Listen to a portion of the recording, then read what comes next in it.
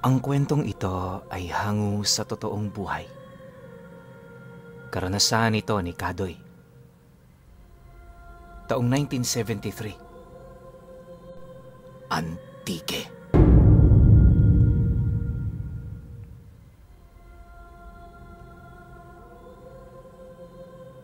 Itong mga panahong ito, naging laganap na ang agresyon ng mga makakaliwang grupo sa kanayunan.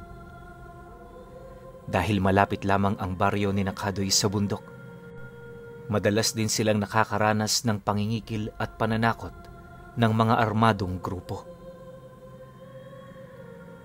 Puwersahan na rin kasi nilang hinihikayat ang mga kabataang lalaki na sumapi sa kanila, lalo pa at konti pa lang ang kanilang kasapi. Dahil dito, nabahala ang mga magulang ni Kadoy na baka isa siya sa kunin ng makakaliwang grupo at dalhin sa bundok. Binatilyo na noon si Kadoy at paniguradong mapapaisip talaga ang mga rebelde na kunin siya at gawing kasapi nila. Isa pa sa iniisip nila ay paniguradong isasabak kaagad sa labanan ang mga kabataang nahihikayat nila dahil naging puspusan na rin ng kampanya ng gobyerno laban sa naturang grupo. Isang araw, naging abala sa pag-aararo ang ama ni Kadoy. Siya naman, abala sa pagbubunot ng mga damo sa pilapil ng kanilang taniman ng palay. Nasa ganoong kalagayan sila nang makita ni Kadoy ang mga grupo ng kalalakihan na patungo sa kanilang kinaroroonan. Kinabahan siya sa kung anumang posibleng mangyari, kaya sinabi niya sa kanyang ama ang kanyang nakita. Maging ang ama nito ay natakot din na baka dukutin ng mga yon si Kadoy, kaya sinabihan niya itong tumakbo na pauwi at magtago sa kawayanan. Medyo nag-aalangan pa siya noon dahil hindi pa siya nagagawi sa kawayanan. Sinasabi kasing pinamumugaran yon ng mga engkanto, subalit dahil alam niyang nasa panganib siya, napatango na lang siya sa kanyang ama at sinunod kung ano ang nais nito.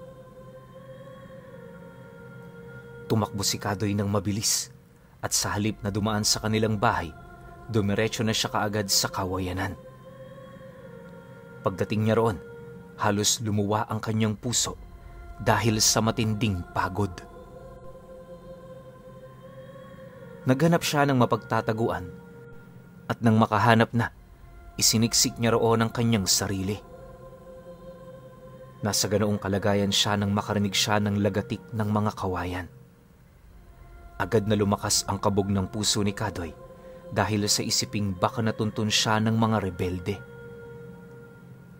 Walang ano-ano, lalo siyang nakaramdam ng kaba nang may makita siyang isang lalaking mabalahibo ang katawan at tila sinaunang tao ang kanyang pananamit. Nangunguha siya ng susunggubat at abala ito sa kung anumang ginagawa niya. Habang pinagmamasdan ni Kadoy ang lalaki, napapaisip siya kung rebelde ba yon o hindi. Nagtanong din siya sa kanyang isipan kung talaga bang tao yon, gawa ng parang may kung anong kutob siya na hindi tao ang kanyang nakikita. Nasa kalagitnaan siya ng kanyang pagmamasid sa lalaki nang makarinig siya ng mga ingay sa labas ng kawayanan. Naisip ni Kadoy na mga rebelde yon, kaya kinakailangan niyang magtago ng maigi. Subalit, labis ang naging pagtataka niya nang mapansin niyang parang walang naging pakialam ang mabalahibong lalaki sa mga rebelde. Animoy, hindi ito natatakot sa kanila. Nung mga oras na yon, alam ni Kadoy na papalapit na sa pwesto niya ang mga rebelde. Halos mapaigtad pa siya noon nang sa hindi niya inaasahan ay napalingon sa kanyang pinagtataguan ang lalaki. Niyaya siya nitong sumama sa kanya para makapagtago. Nag-alangan pa noong una si Kadoy pero nang mawari niyang konting halughog na lang ay makikita na siya ng mga rebelde, nagpasya siyang sumama na muna sa mabalahibong lalaki. Lumabas siya sa pinagtataguan niya at sumama na. Ilang beses pa siyang napalingon at kahit na nakikita niya ang mga rebelde, tila hindi nila napapansin si Kadoy na naglalakad. Dahil ilang beses na napalingon ang binatilyo sa mga rebelde, hindi niya namalayan ang kanyang paligid. Nagulat na lang siya at napatitig sa kapaligiran niya nang magwika ang lalaking mabalahibo na naroroon na sila. Napanganga si Kadoy dulot ng gulat nang makita niyang may kubo sa tapat nila. Walang ano-ano, may dumungaw ng isang babae at 2 bata sa bintana. Katulad ng lalaki, mabalahibo rin silang lahat. Ngumiti sila kay Kadoy at ng mga panahong yon, niyaya na ng lalaki si Kadoy na pumasok sa kanilang bahay. Kahit nag-aalangan man, sumama pa rin siya sa lalaki sa pagpasok sa bahay nila. Nang naroroon na sila, napag-alaman ni Kadoy na mag-asawa pala ang lalaki at babae at anak nila ang tanging kasama nilang 2 roon. Nagpaalam agad ang babae na maghahain siya ng nilagang kamoteng kahoy at tanging pagtango na lang ang naituon ng binatilyo. Habang nasa loob siya ng bahay na yon, kung ano-ano na ang pinag-uusapan nila ng mabalahibong lalaki. Subalit, sa dinami-dami ng naging paksa nila, tila wala ni isang pumasok sa isipan ni Kadoy. At para bang nakalutang lang ang utak niya ng mga panahong yon. Nasa kalagitnaan siya ng pakikinig sa sinasabi ng lalaki nang makita niyang papalapit sa kanila ang babae na may dalang bilao na naglalaman ng nilagang kamoteng kahoy. Subalit, nang makalapit na ang babae at ilalapag na sana niya sa tapat ni Kadoy ang bilao, biglaan siyang nakarinig ng pagtawag. Nagpalinga-linga si Kadoy at gano'n na lang ang takot niya nang sa isang pagkisap ng kanyang mga mata, biglang nawala ang bahay kung saan siya pumasok at maging ang pamilya ng mga mabalahibong tao. Napatayo siya at doon niya napagtantong naroroon pa rin siya sa bahagi kung saan siya nagtatago. Aalis na sana siya roon nang makita siya ng mga magulang niya. Tumakbo sila patungo sa kanya at nagtanong kung saan siya nanggaling. Sinabi nilang 3 araw nang nawawala si Kadoy, ngunit hindi sila kumbinsido na natangay siya ng mga rebelde. Magsasalita na sana si Kadoy nang biglang magwika ang albularyo na kasama ng kanyang mga magulang. Paniguradong dinala siya ng muwa sa kanilang bahay. Napakunot noo si Kadoy nang marinig niya ito. At doon niya ikinuwento ang kanyang naging karanasan at kung ano ang itsura ng nagdala sa kanya para sana'y itago mula sa mga rebelde. Agad namang napailing ang albularyo at nagwika na yon ang kanyang tinutukoy. Dinala nila pa uwi si Kadoy at inobserbahan dahil baka may kung anong ginawa ang mga muwa sa kanya. Sa kabutihang palad naman, walang kakaibang naramdaman ito maliban na lamang sa pagiging sensitibo ng kanyang pandama. Ilang araw din siyang hindi pinayagan ng kanyang mga magulang na lumabas sa kanilang bahay. Naging doble na kasi ang takot nila na baka kung hindi ang rebelde ang dudukot kay Kadoy, baka itago ulit siya ng mga muwa. Dahil naging marami ang gawain sa kanilang bukirin at walang magpapastol ng kanilang mga alagang baka, hinayaan na nilang lumabas si Kadoy.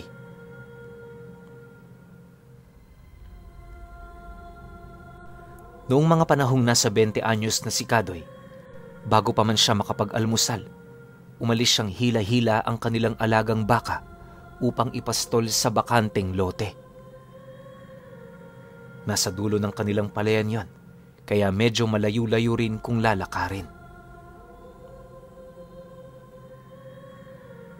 Nasa kalagitnaan ng kanyang paglalakad si Kadoy nang makaamoy siya ng malansang samyo.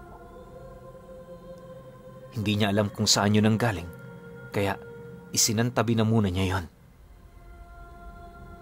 Nang matali na niya ang kanilang alagang baka sa madamong bahagi ng lupain, napagpasyahan niyang bumalik na sa kanilang bahay.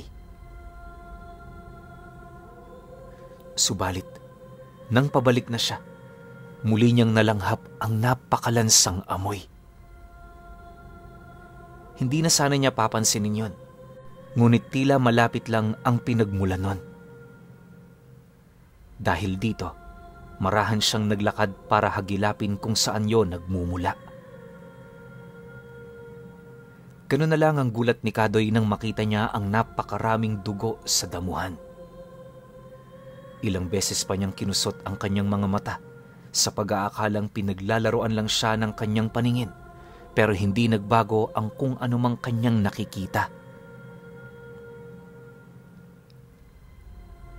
Habang nasa ganoong sitwasyon, nagkaroon siya ng kakaibang kutob, kaya nagpatuloy siya sa kanyang paglalakad hanggang sa makarating siya sa bukana ng gubat. Naghalo kaagad ang sindak at pandidiri ni Kadoy nang makita niya ang gutay-gutay na katawan ng isang babae. Warak na ang tiyan nito at halos wala na ring mga laman loob. Dahil sa pagkagulantang, napatras siya at napatulala ng ilang segundo. Habang nasa ganoong kalagayan, napatanong na lang siya sa kanyang sarili kung sino kaya ang may gawa nun. Walang ano-ano, may narinig siyang kaluskos sa loob ng gubat. Gawa ng hindi niya alam kung ano ito, itinuon niya roon ang kanyang pansin. Wala siyang nakitang kung anong hayop, kaya lalo siyang napaisip. Minabuti niyang maglakad papasok ng gubat. Habang humahakbang, nagsisitaasan din ang kanyang mga balahibo. Inihanda na lamang ni Kadoy ang kanyang sarili dahil sa pangambang baka kung anong mabangis na hayop ang bumungad sa kanya. Pagpasok niya, hindi nakaligtas sa kanyang paningin ang isang matandang lalaki at matandang babae na nagpapahinga sa ibabaw ng isang puno. Nagtaka si Kadoy dahil napakataas ng puno kung saan sila nagpapahinga at maging siya ay mahihirapang akyatin yun. Nais sana niyang tawagin ng pansin ng dalawa, subalit naisip niyang baka madistorbo niya ito. Minabuti na lang ni Kadoy ang maglakad pa hanggang sa nakarating siya sa tapat ng puno. Napakunot noon na lamang siya nang makita niyang may bakas ng dugo ang puno kung saan nagpapahinga ang dalawang matanda. Muli siyang nakaramdam ng kilabot, kaya napagpasyahan na lang niyang lumabas doon at umuwi. Pagdating niya sa kanilang bahay, agad niyang sinabi ang patungkol sa kanyang kahindik-hindik na nasaksihan at maging sa dalawang matanda na misteryosong nagpapahinga sa ibabaw ng matayog na puno.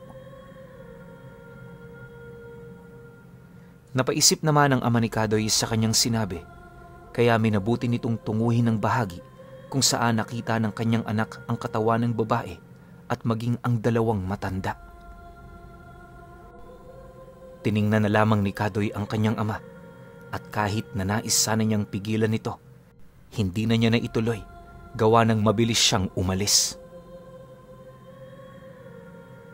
Nag-usisa pa ang kanyang ina kung gaano katotoo ang kanyang nasaksihan, kaya inilarawan ni Kadoy ang sitwasyon ng bangkay ng babae. Nagwika naman agad ang kanyang ina na baka aswang ang may gawa nun at dagdag pa niya, baka ang dalawang matanda ang siyang mga aswang. Saglit na natigilan si Kadoy nang sa hindi niya inaasahan, bigla siyang kinabahan. Ninais niyang sundan ng kanyang ama, subalit pinigilan siya ng nanay niya at marami pa siyang sisibaking panggatong kapag natapos na siya sa kanyang pagkain. Hanggang sa dumating ang hapon, marami ng gawaing bahay ang natapos ni Kadoy, subalit hindi pa rin nakakauwi ang kanyang ama. Dahil dito, napagpasyahan na ni Kadoy na sunduin ito at siya na rin mismo ang kukuha ng ipapastol niyang baka. Habang naglalakad si Kadoy, nakaramdam siya ng kakaibang kilabot. Dalawang nilalang lang ang kanyang iniisip noon na makakasalubong niya. Kung hindi ang mga rebelde, paniguradong ang mga muwa na dumukot sa kanya. Dahil dito, nagsimula siyang magdasal ng taimtim habang naglalakad.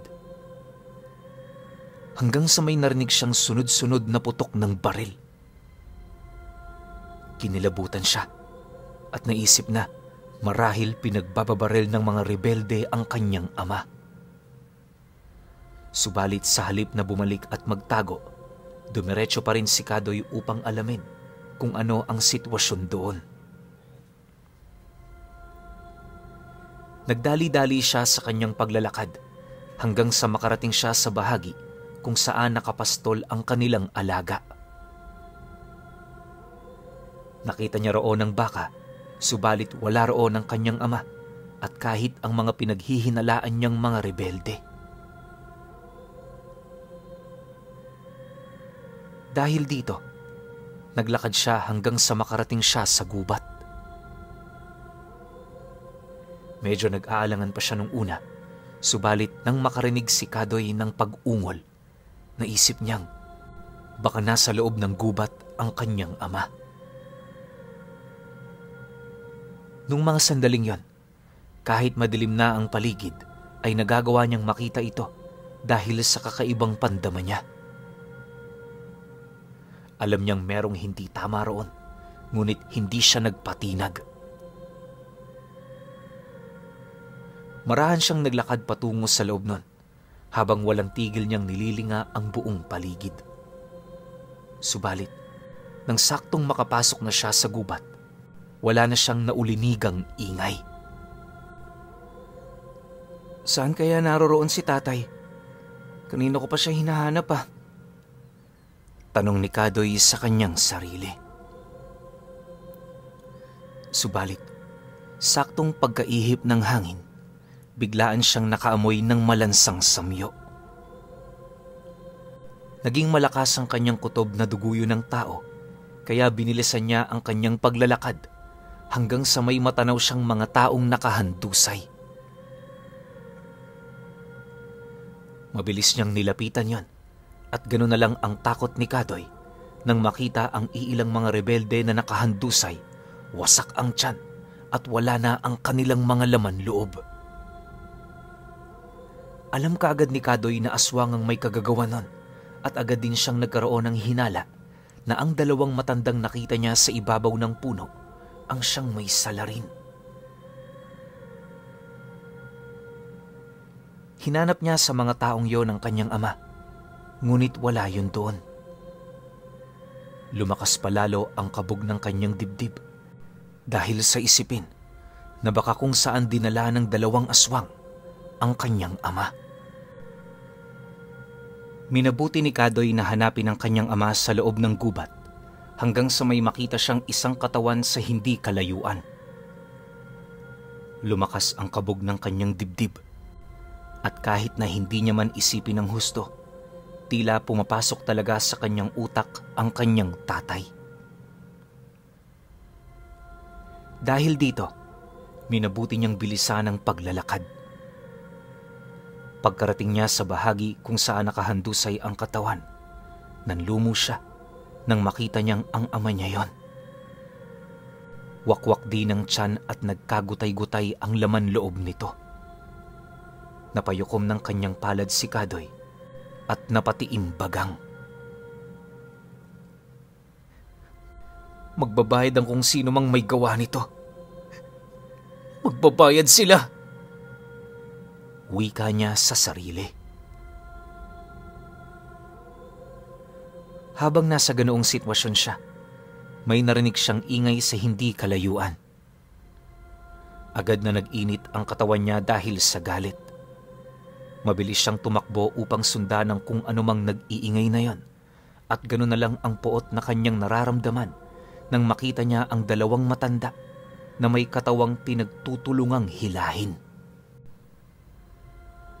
Magsasalita pa sana siya nang sa hindi niya inaasahan, may kung sinong nagtakip sa kanyang bibig. Bahagya niyang nilingon yan at nakita niya ang lalaking muwa na siyang nagtago sa kanya mula sa mga rebelde. Huwag kang magpadalos-dalos. Mga aswang ang kalaban mo. At hindi lamang sila basta-bastang mga aswang. Baka ikaw ang sunod nilang lantakan.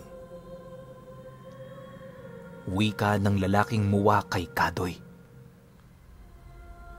Napakunot noo si Kadoy.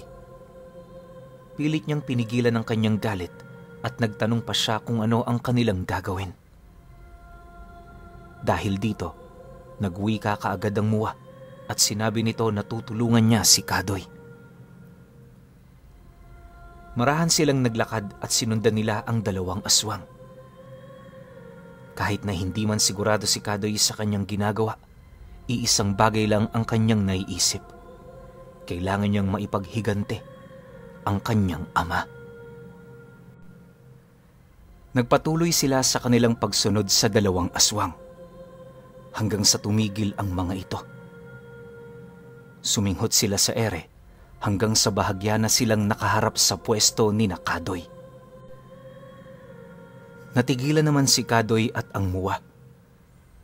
Noong mga panahong yon, kitang-kita nilang nagbabaga ang mga mata ng dalawang matanda. Duguan na rin ang kanilang muka, kaya napagtanto niyang sila nga ang mga aswang na pumatay sa mga rebelde at maging sa kanyang ama. Mas umigting palalo ang galit ni Kadoy noon. Humakbang siya upang sana'y sumugod sa dalawa, ngunit mabilis siyang pinigilan ng muwa. Sinabi nito na kinakailangan nilang mag-ingat sa mga gagawin nilang hakbang. Dumito ka muna at magtago. Huwag na huwag kang magpapakita sa kanila dahil baka kung ano pa ang gawin nila sa'yo. Sambit ng muwa kay Kadoy. Kahit na nais mang lumaban ni Kadoy, tumango na lang siya sa muwa at nagpa siyang magkubli muna. Tinanaw na lang niya ang muwa na naglalakad ng papalapit sa dalawang aswang habang inihahanda nito ang kanyang sinuwak. Siya nga pala, pinuno. Ang sinuwak ay isa ring tradisyonal na uri ng patalim sa bandang Western Visayas. Pagkakita naman ng dalawang aswang sa muwa, medyo nagulat pa sila. Subalit, pagkalipas ng ilang segundo, umangil din sila at binitawan ang katawang hinihila nila. Sumugod ang muwa sa dalawang aswang, kaya mabilis namang umilag ang mga ito. Hindi naman sumuko ang muwa at muli siyang umatake. Subalit sa pagkakataong yon, inikutan siya ng dalawang aswang. Naging mabilis ang kanilang paggalaw at nagawa siyang kagati ng isang aswang sa kanyang leeg. Dahil sa gulat ng muwa, itinulak niya ang aswang. Akmang tatagain na sana niya ito, pero mabilis din siyang nilapitan ng isang aswang at kinalmot sa kanyang tiyan. Ilang beses na ginawa ng aswang ito, at kahit na sinusubukan pa rin silang tagain ng muwa, hindi nito nagawa dahil sa kakaibang bilis nila. Walang ano-ano, nagulangtang na lang ang muwa at hindi na nagawang makalaban nang itulak siya ng isang aswang, at nang mabuwal ito, agad siyang pinagtulungang kalmutin at kagati ng dalawa. Napatitig pa kay Kadoy ang muwang yon at sumenyas na umalis na, ngunit hindi siya pinakinggan nito. Nanginig pa ang kanyang buong katawan nang makita niya kung paano wasakin ng mga aswang ang tiyan ng muwa kahit pa nananatiling buhay ito. Habang pinapanood yun ni Kadoy, nakikita niya kung gaano nakakahindik ang sinapit ng muwa sa kamay ng dalawa. Napayukom siya ng kanyang palad at kahit na medyo nag-aalangan man, lumabas siya sa kanyang pinagkukublian. Saktong pagkaalis ni Kadoy sa pinagtataguan niya, nang mapalingon na rin sa kanya ang dalawang aswang. Ngumisi ang mga yon at parabang nananabik silang makakita ng tao. Nang mga panahong yon, dahil walang armas si Kadoy, naghanap siya ng kanyang magiging panlaban. Naisa na niyang kunin ang sinuwak na dala ng muwa, subalit malapit yon sa dalawang aswang. Alam niyang kapag magpupursige siyang makuha ang sinuwak, malalagay siya sa peligro. Dahil dito, naghagilap siya ng magiging armas niya hanggang sa may makita siyang bato na pwedeng gawing pamalo. Kahit na medyo alanganin mang yung gamitin, kinuha pa rin yun ni Kadoy at nagsimula siyang maglakad ng marahan. Pagkalingon sa kanya ng dalawang aswang, natigilan siya at agad na napawika. "Magbabayad kayo sa ginawa ninyo sa aking ama!" Napangisi ang aswang, lalo na nang makita nila ang hawak ni Kadoy.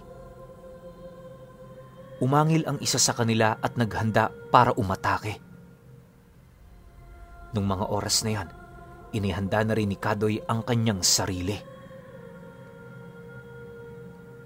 Sa isang pag-isap ng kanyang mga mata, nakita niya ang aswang na yon na papasugod sa kanya.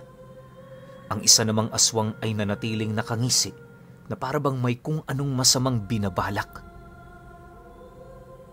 Lumusob sa pwesto ni Kadoy ang isang aswang, kaya nang medyo nakalapit na ito, buong lakas nitong pinalo ang aswang.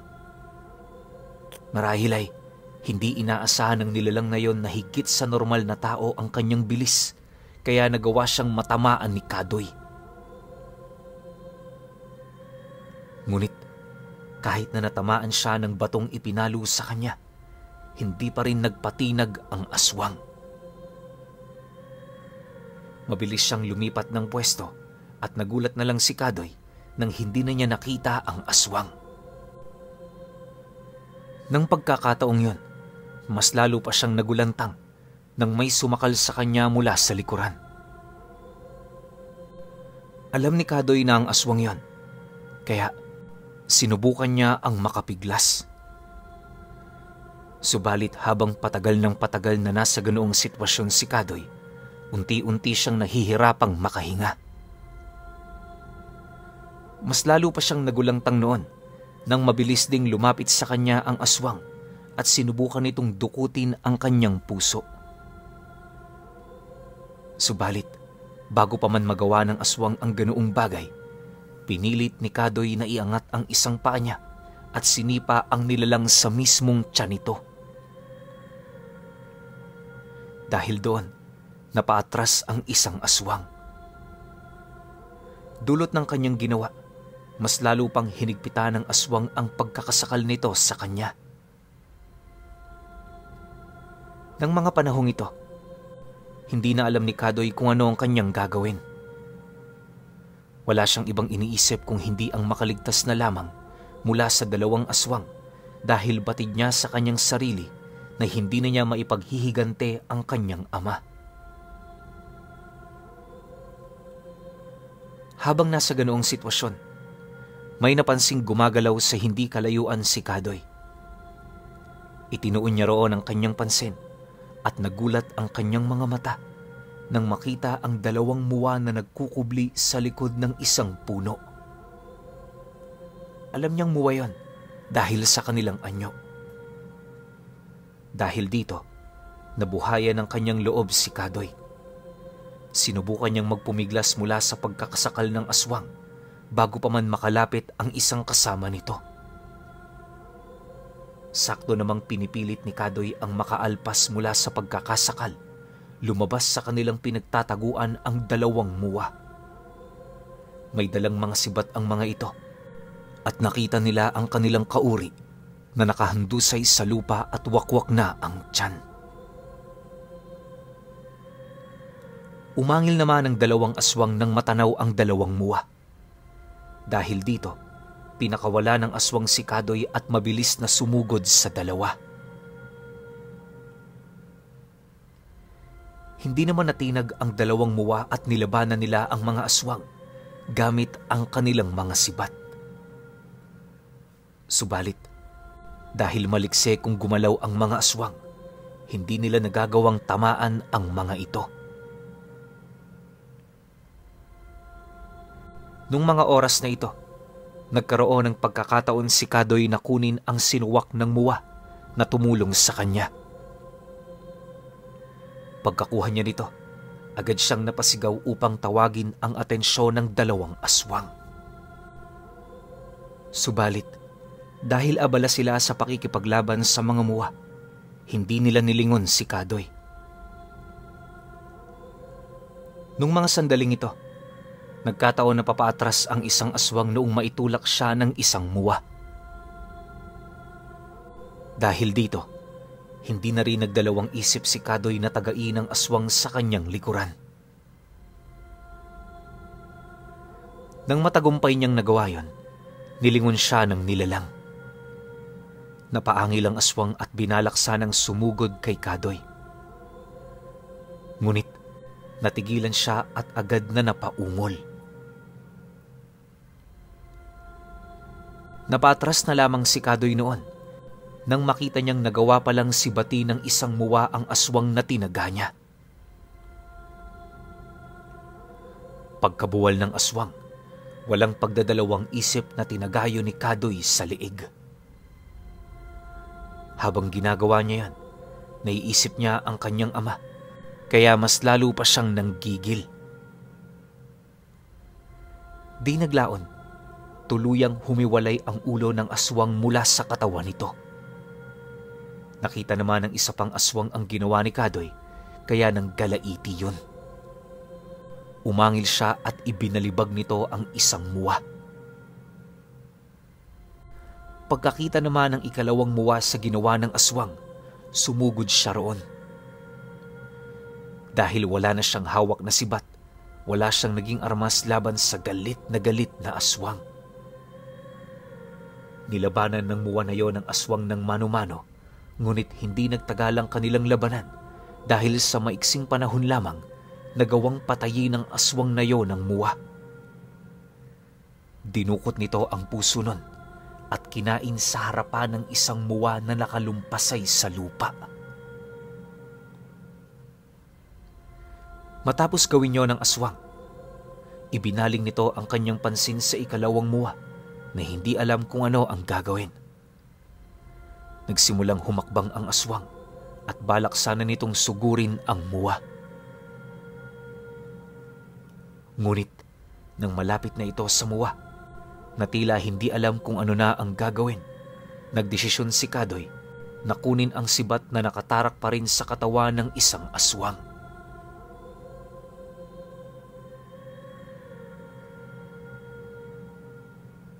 Nang muli niyang ituon ang kanyang pansin sa aswang, naglalaway na ito habang nakatitig sa muwa. Walang ano-ano, mabilis itong gumalaw at sinubukan niyang sunggaba ng muwa. Dahil dito, walang pagdadalawang isip na sinibat ni Kadoy ang aswang. Nagkataon namang nakanganga ito at tumama mismo sa bandang batok ng aswang ang sibat. Dahil dito, lumusot yon patungo sa kanyang bunganga. Agad na nabuwal ang aswang at sinubukan pa sana nitong sakali ng muwa, ngunit hindi na niya nagawa yon. Agad namang napatayo ang muwa at tumungo sa mga kasama niyang wala ng buhay. Samantalang si Kadoy naman ay napatitig na lang sa buong paligid at nanlumo sa kung anumang nangyari. Noong makita niyang gumagalaw pa rin ang aswang na sinibat niya, nilapitan niya ito at doon siya nagwika. Hinding-hindi ko kayo mapapatawad. Lahat ng kauri mong makakasagupa ko ay walang pagdadalawang isip kong papatayin. Walang puwang sa mundong ito ang mga kagaya ninyong hayok sa laman ng tao. Umungo lamang ang aswang na yon bilang tugon sa kanya. Dahil sa labis na galit na nararamdaman ni Kadoy, napagpasyahan niyang pugutan din ng ulo ang aswang na yon.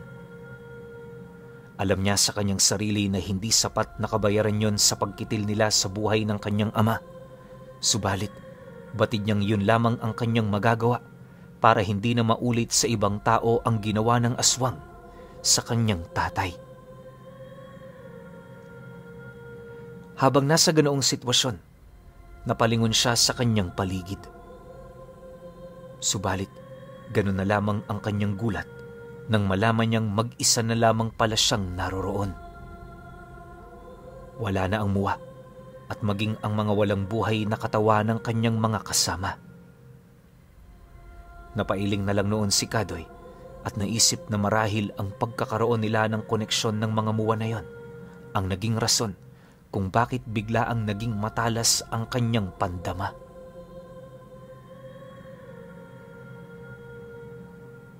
Nung mga oras na yon, dahil alam niyang ilang oras na lamang ay mag-uumaga na, minabuti niyang puntahan ang katawan ng kanyang ama. Habang hila-hila niya pauwi ang kanilang bangka, dinala niya rin ang katawan ng tatay niya sa kanilang bahay at sinabi sa kanyang ina kung ano ang nangyari. Humagulgol naman ang iyak ang ina ni Kadoy dahil sa sinapit ng asawa nito. Subalit, dahil wala na silang nagawa, minabuti nilang tanggapin na lang ang naging kapalaran nito. Walang ibang nakakaalam sa nangyaring yon nung una, maliban na lamang kay Kadoy, sa kanyang ina, at sa albularyong alam ang koneksyon ni Kadoy sa mga ganoong nilalang. Magmula noon, ipinangako ni Kadoy sa kanyang sarili na kahit saan man siya mapadpad, kapag may makakasagupa siyang aswang, hindi siya magdadalawang isip na patayin ito upang hindi na makapatay pa ng tao. Sa pagtagal ng panahon, ang mismong albularyo na ang nagpakalat ng kwento sa kanilang lugar na patungkol kay Kadoy at ang lahi ng mga muwa.